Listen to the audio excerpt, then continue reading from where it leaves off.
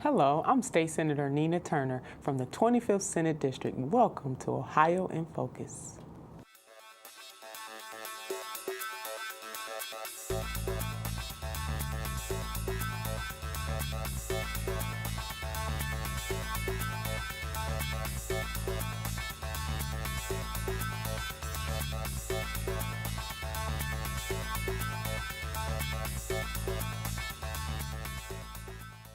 Welcome to Ohio in Focus. I'm your host, Mike Rao. Today we're going to talk with State Senator Nina Turner about education and health care. Senator Turner represents the 25th Senate District, which covers portions of Cleveland and Cuyahoga County. Besides her work in the General Assembly, Senator Turner is also a college professor. Senator, thanks for joining us here today. As both a legislator and a professor at Cuyahoga Community College, first of all, I'd like your perspective on the education reforms that the legislature passed this summer. I think what we did in the General Assembly was long overdue, and I certainly applaud the governor for his courage. As you know, we had a very tumultuous budget. It was difficult to say the least, but I think we have a lot to be proud of, especially in the aspects of really making education a focus of the budget and not residual of the budget, and really bringing the educational focus to the 21st century, those types of skills that young people will need to try to compete. I am particularly excited about the different testing. Instead of referring or only focusing in on the OGT test, now we have a plethora of measurements that young people will be able to utilize to determine whether or not they are getting the education that they rightfully need to compete, especially the ACT, which measures, college level readiness versus the OGT that really only measures a 10th grade readiness. And we know in the 21st century economy, you need those critical thinking skills that I think the ACT will show our students where they really are. And it also has all-day kindergarten. All-day kindergarten, absolutely. Early childhood education is absolutely important. We got to get our young people to get an early start so that they will matriculate through the education system in high fashion. You're a big believer in that education can transform people's lives. Absolutely. Have you seen that happen in your community? I have. The Governor's Close the Achievement Gap program, I think, is a very good example of policymakers taking a policy that had immediate impact on the lives of young people. I was able to work in high school in my community, John F. Kennedy High School, and able to see 9th grade males transform their lives through education, through mentorship, through intentional development of them, and make it from the 9th grade to the 10th grade. And those 10th graders, of those young men who participated in the Close Achievement Gap program, their cohort passed the OGT at a greater rate than those who did not. So absolutely, I've seen lives change through education.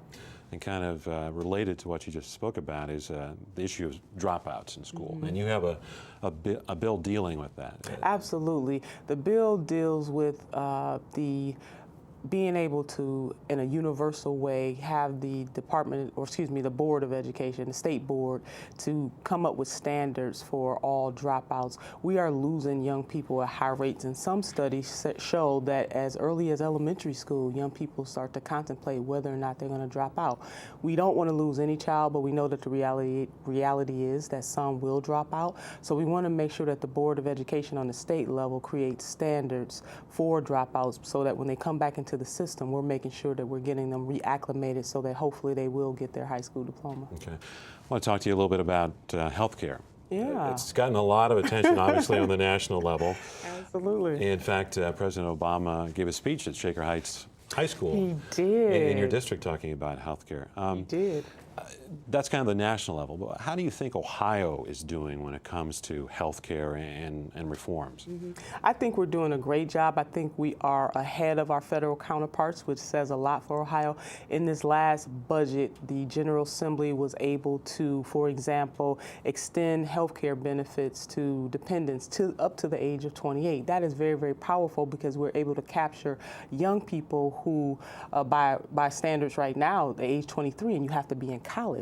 Well, what we did in the General Assembly is say that this should not necessarily be attached to whether or not someone is in college. They should be able to stay on their parents' health care plan to the age of 28. And as you know, Mike, young people are trying to find themselves at that age, and to make sure that they're healthy and able to do what they need to do, whether it's going to school or being trained or working, I think that gives them a great opportunity to have a great start in life.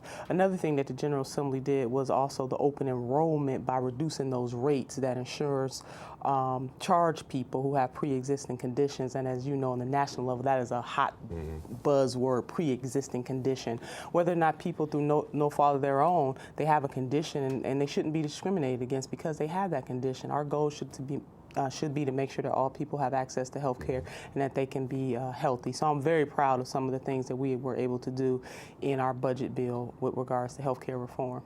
I guess the bottom line to the whole discussion, though, in healthcare is it's a problem that's not going to go away because we still have the big issue of cost. Yes. Do you have any thoughts on what can be done about that? Costs, not just for the individual, but businesses too. I've spoken to many business owners. They're being priced out of healthcare, providing those healthcare benefits to their employees. So I think one important thing that we can do as individuals is some wellness, watching what we eat, exercising more. We need to take control of our own health.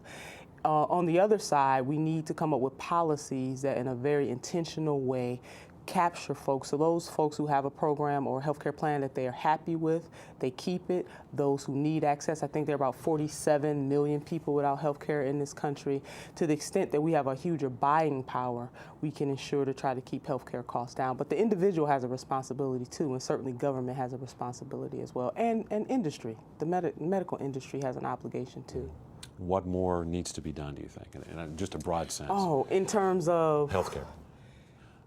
I think what's going on now, the fear of change, how will this impact me as the individual? The business person is saying, how will it impact them? And the insurance industry is saying the same thing. I think we all need to come together and lay out our arguments on the table, and that's being done on the national level and here on the state level as well. And as you know, Congress people have held these meetings. I did attend one that was hosted by my Congresswoman, where people were able to weigh in about how they felt about that. So it's first getting a keen understanding of what is being proposed, talking about what our concerns are, but knowing, just like FDR did in the 1930s with the New Deal, he had to convince a Congress, but he had to convince Americans that we're going to come out of this. For me, this healthcare reform, whether it's on the state level, and I applaud the General Assembly for what we were able to do and the governor, but also that healthcare is the new deal for our generation, just ensuring that everyone has access to a quality, affordable healthcare. It helps us all. Workers are more productive